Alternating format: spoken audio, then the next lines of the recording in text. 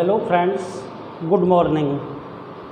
Biology की online कक्षा में आपका स्वागत है। तो बेटा, बायोलॉजी में जो अपना टॉपिक चल रहा है खनिज पोषण, उसमें अपन कल लास्ट में शुरू कर चुके हैं खनिज लवणों के अवशोषण की क्रियाविधि। तो उसमें आपको मैं लास्ट में बता रहा था कि खनिज लवणों का अवशोषण निष्क्रिय एवं सक्रिय दो प्रकार से होता है। ठीक है, तो आज अपन अपनी कहानी निष्क्रिय अवशोषण से स्टार्ट करेंगे। ठीक है, निष्क्रिय अवशोषण, ठीक है ना। कौन सी सब्जेक्ट? जीव विज्ञान, कक्षा 12। और ये अपना टॉपिक हो गया बेटा। क्या लिखा है बोर्ड पे मैंने? निष्क्रिय अवशोषण। इस क्रिया में खनिज पोषक तत्व, इस क्रिया में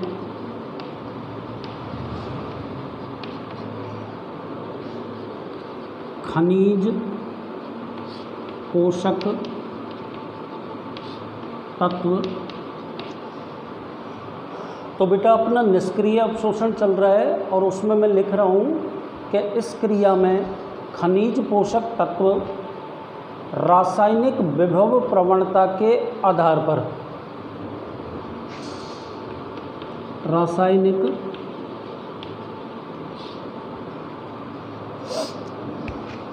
विभव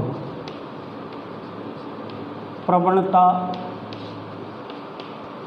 के अनुसार या के आधार पर, ठीक है, रासायनिक विभव प्रवणता के आधार पर अधिक से कम सांद्रता की ओर, अधिक से कम सांद्रता की ओर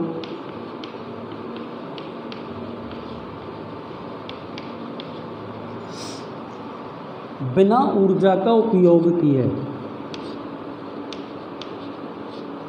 बिना ऊर्जा का उपयोग किए, बिना ऊर्जा का उपयोग किए गमन करते हैं। ये बेटा निष्क्रिय अवशोषण की सबसे इम्पोर्टेंट लाइन है, गमन करते हैं। ठीक है बेटा, आगे देखिए। इसी में निष्क्रिय अवशोषण को भौतिक अवशोषण भी कहते हैं। इसका दूसरा नाम भौतिक अवशोषण, ठीक है ना। निष्क्रिय अवशोषण का दूसरा नाम क्या लिखा है बोर्ड पे? भौतिक अवशोषण। इस अवशोषण के पक्ष में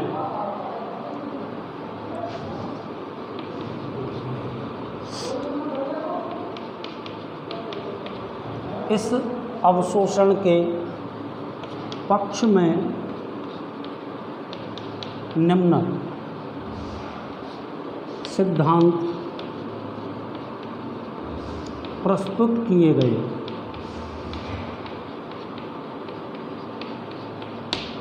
ठीक है बेटा, तो आज अपन ने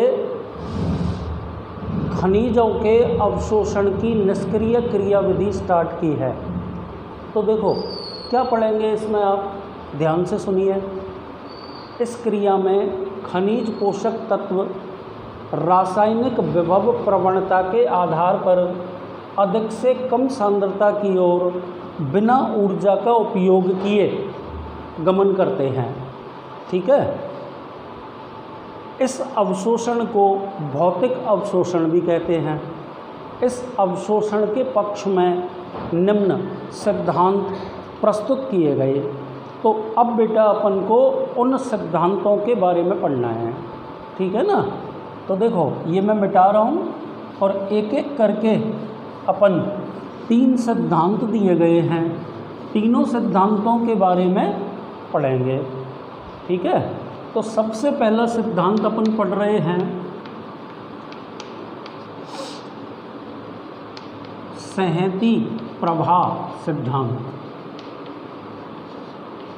सहती प्रवाह सिद्धांत। इस सिद्धांत के अनुसार वाष्पोत्सर्जनाकर्षण के प्रभाव से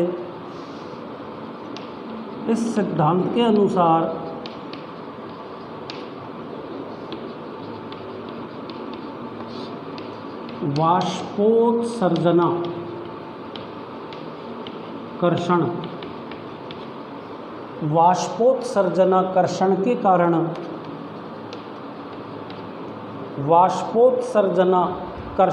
कारण जल के निष्क्रिय अवशोषण के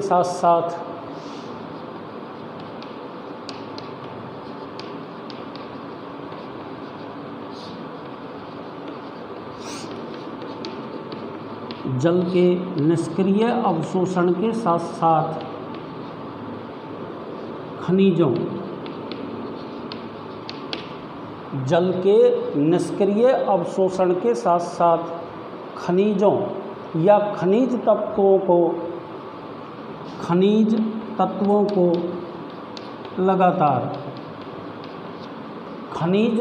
को लगातार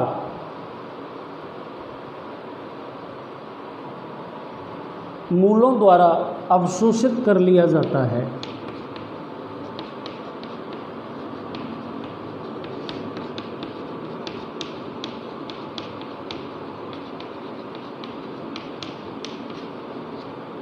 ठीक है बेटा, ये इसकी सबसे इम्पोर्टेंट लाइन है।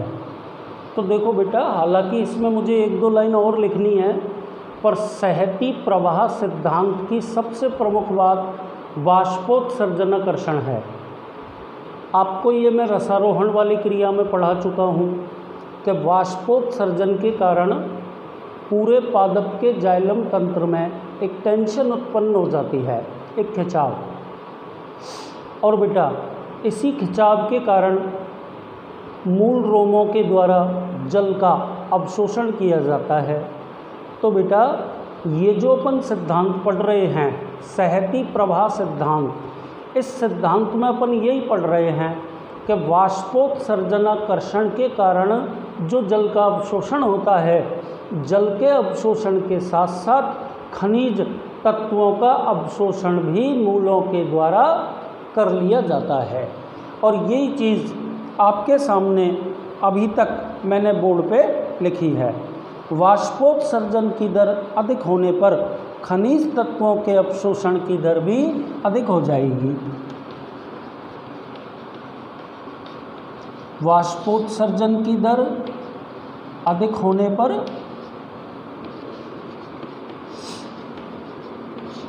खनिज तत्वों के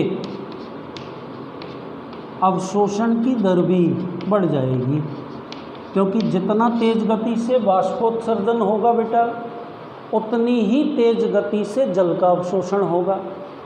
और जितनी तेज गति से जल का अवशोषण होगा, जल के अवशोषण के साथ साथ खनिज पोषक तत्व ही मूल रोम द्वारा या मूल द्वारा अवशोषित कर लिए जाएंगे।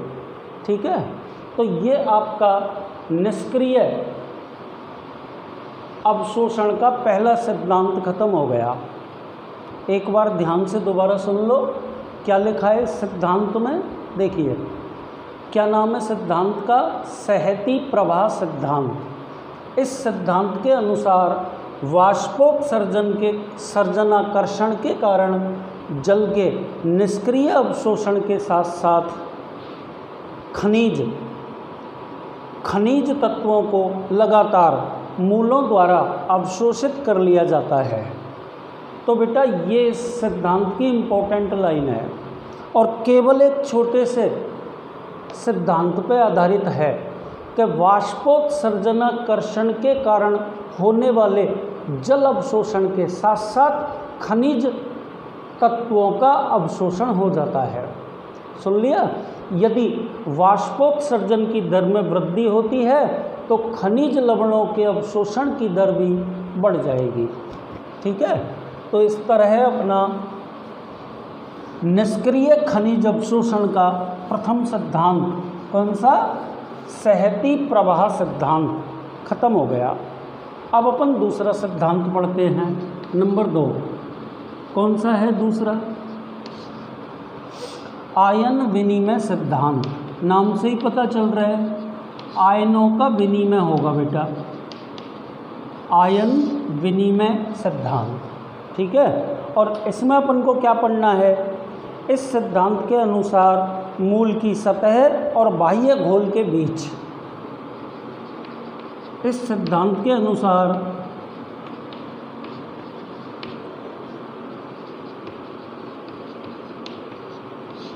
मूल की सतह व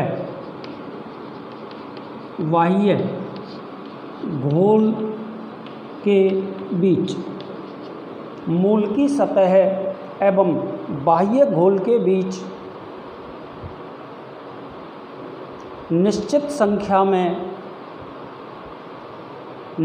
संख्या में आयनों का विनिमय,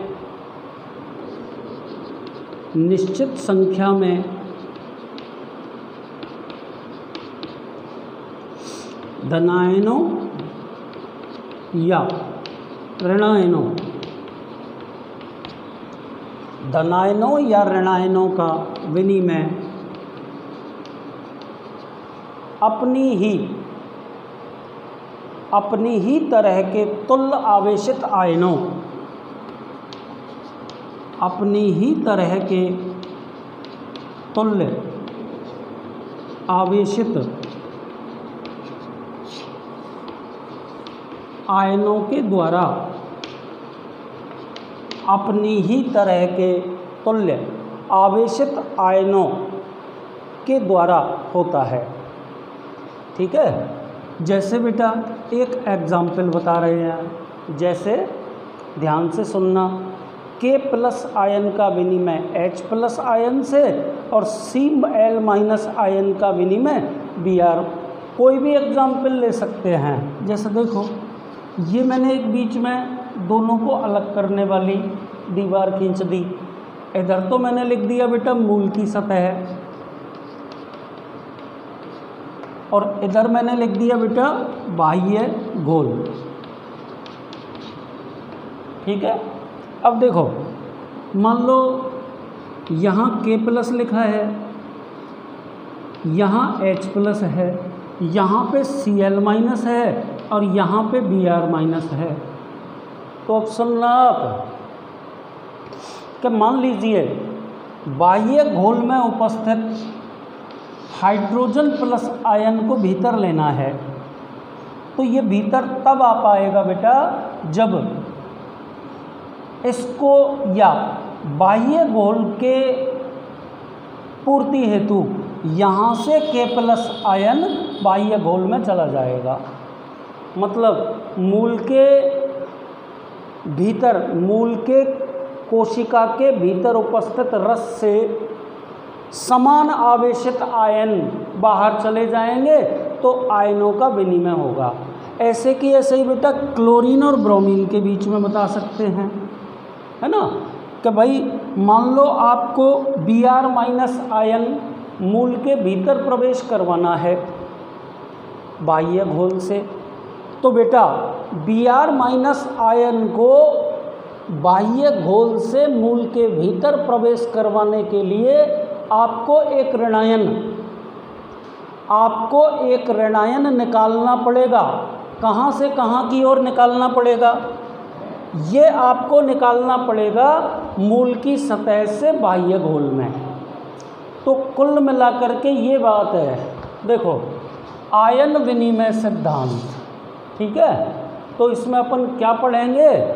जो मैंने आपके सामने बोर्ड पे लिखा है उसको एक बार मैं आपके सामने रिपीट कर रहा हूँ, देख लीजिए। निष्क्रिय खनिज अवशोषण का दूसरा सिद्धांत, क्या नाम है बेटा इसका? आयन विनिमय सिद्धांत। देखिए, इस सिद्धांत के अनुसार मूल की सतह एवं बाह्य घोल के बीच निश्चित संख्या में धनायनों अथवा ऋणायनों का विनिमय अपनी ही तरह के तुल्य आवेशित आयनों के द्वारा होता है। ये इस सिद्धांत की सबसे इम्पोर्टेंट लाइन है।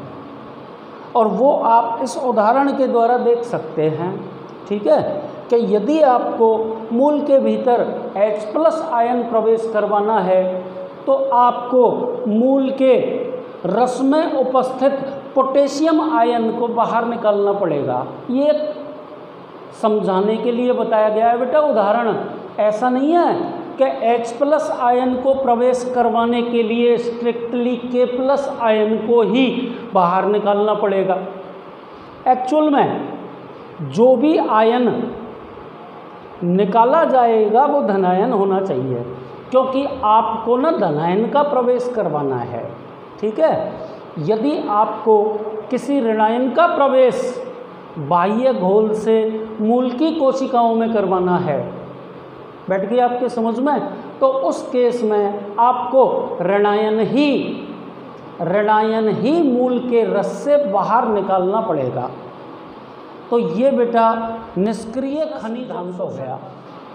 ठीक है ना बेटा, तो मैं आपको बताता चल रहा हूँ, सीट आपके पास अवेलेबल है ही।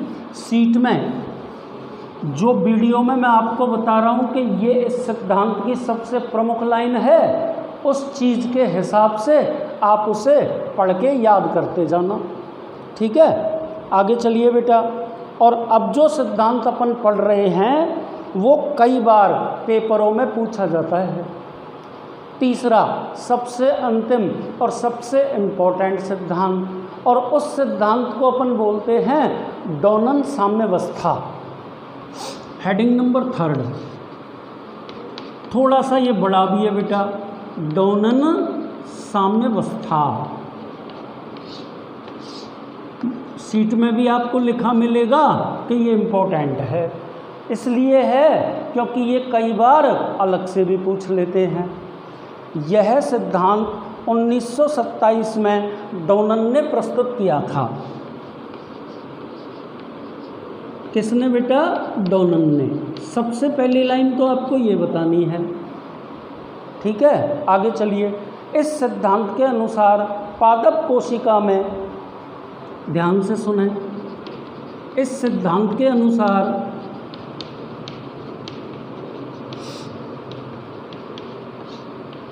पादप कोशिका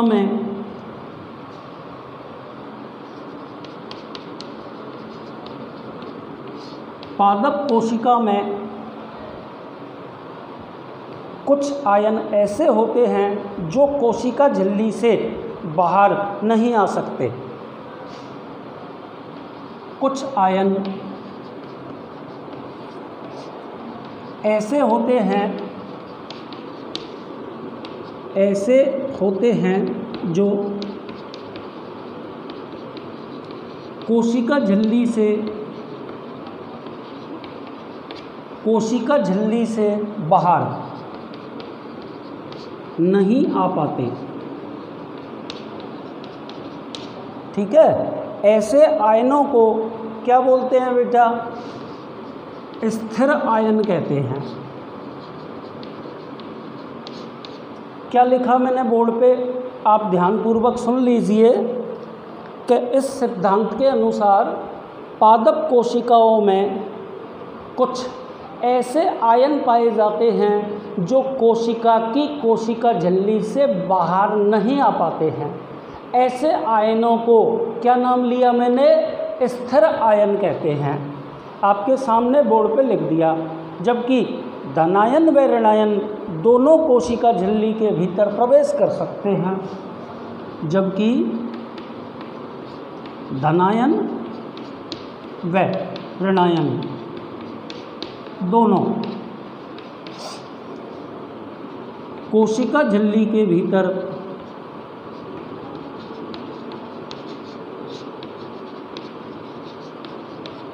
प्रवेश कर सकते हैं। स्थिर आयनों की बात नहीं की बेटा। ठीक है, मैं एक बार दोबारा बता देता हूँ। इस सिद्धांत के अनुसार पादप कोशिकाओं में कुछ ऐसे आयन्स पाए जाते हैं जो कोशिका झिल्ली को पार नहीं कर पाते, यानी कि कोशिका झिल्ली से बाहर नहीं निकल पाते। ऐसे आयनों को स्थिर आयन बोलते हैं। इन आयनों के अलावा कुछ ऐसे धनायन अथवा ऋणायन होते हैं जो आसानी से कोशिका झिल्ली के भीतर प्रवेश कर सकते हैं। ठीक है, आगे चलिए। सामान्य दशा में कोशिका के भीतर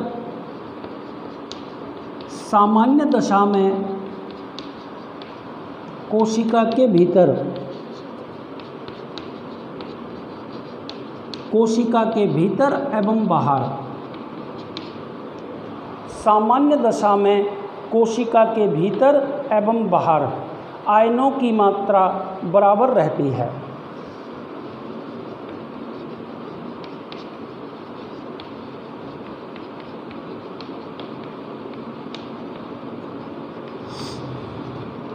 आयनों की मात्रा बराबर रहती है। ठीक है, यदि कोशिका झिल्ली के भीतर स्थिर ऋणायन हो, यदि कोशिका झिल्ली के भीतर स्थिर ऋणायन हो, अब बेटा स्थिर ऋणायन है वो बाहर तो आ नहीं पाएगा। ठीक है, तो उन्हें संतुलित करने के लिए बाहर से धनायन भीतर प्रवेश कर सकते हैं। उन्हें संतुलित करने हेतु बाहर से धनायन भीतर प्रवेश कर सकते हैं। बाहर से धनायन भीतर प्रवेश कर सकते हैं, जिससे बाह्य विलयनों में ऋणायन का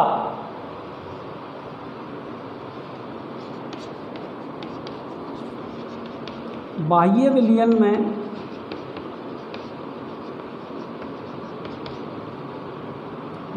विलयन में ऋणायनों के प्रवेश नहीं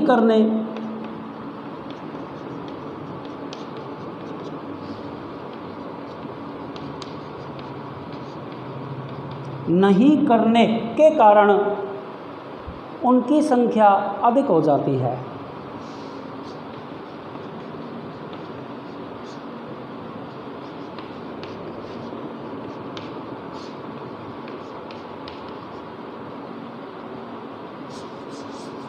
उनकी संख्या अधिक हो जाती है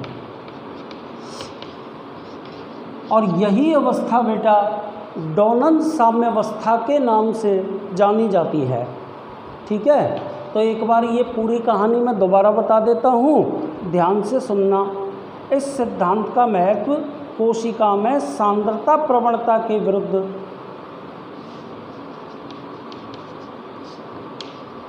कोशिका में सांद्रता प्रवणता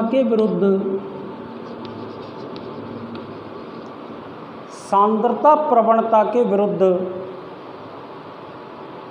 तत्वों के एकत्रित होने की क्रिया